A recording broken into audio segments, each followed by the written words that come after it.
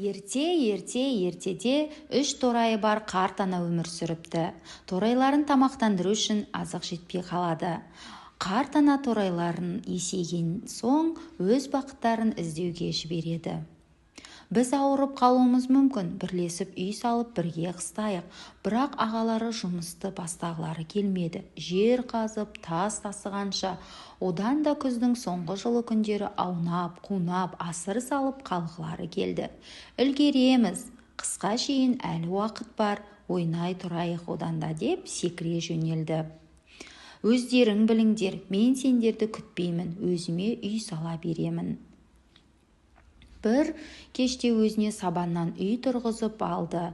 Өзінің үйі ұнағаны сонша ол әндете жөнелді. Шартты әлемде шарласаң да, мұндай үйді таппассың деп жақын маңда бұтақтардан, жіңішке шыбықтардан үй тұрғызып жатқан ағасына келді.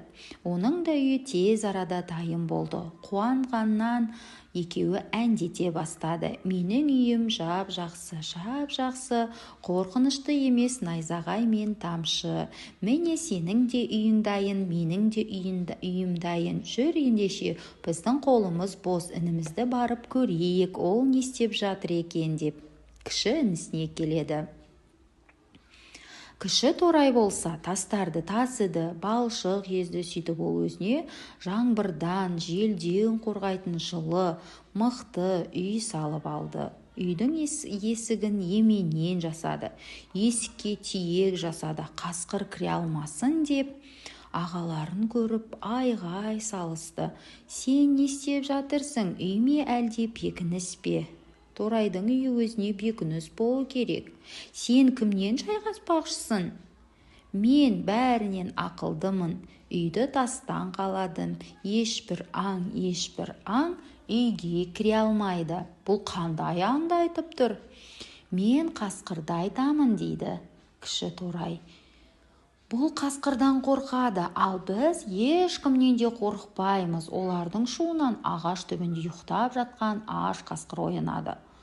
Бұл не шу? Деп қасқыр торайлар жүрген жаққа қарай жорта жөнелді. Қайдағы қасқыр? Біз оны тұмсығынан ұстап аламыз деп батырсынды торайлар. Олар қасқырды тек суреттен ғана көрген болатын. Олар ағаштың тасасында тұрған тірі қасқырды көріп, қорқып кетті. Қасқыр енді ұмтыла бергенде бұлар шыңғырып қаша жөнелді. Әрқайсысы өз үйлеріне қарай жүгірді. Үйлеріне кіріп есіктерін жауып алды. Есігіңді аш, әйтпесе сындырамын, деді қасқыр. Уф деп 3 рет үрлегенде сабан үйдің дымы қалмай ұшып кетті. Тез арада үйдің алдында болды. 2 ағайынды есікті жауып үлгергендері сол еді. Қасқырдың мен сендерді жеймін деген дауыс естілді. Мен шаршадым, үйге кеттім деген қасқыр торайларды алдап тығылып қалды. Содан ашуланған қасқыр бар күшін салып 5 рет үрлегенде бұл үйдің де быт-шыты шықты. Торайлар қаша жөнелді. Кіші інісінің үйіне қарай жүгіріп үйге кіріп үлгерді. Есік қағылды. Бұл кім? Көп сөйлемей, аш есікті, деді қасқыр. Ашпаймыз. Ақ, солай ма? Онда шеуіңді де жеймін. Жеп көр.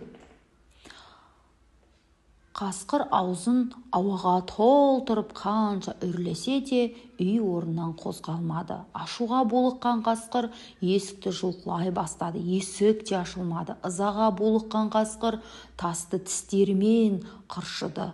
Қабырғаны тырнады. Түк шықпады. Тек тісін ауыртып тырнағын майыстырып алды. Басын көтеріп жоғары қарап еді, пештің мұржасын көрді. Мұржа арқылы үйге кіретін болдым деп қуанды қасқыр.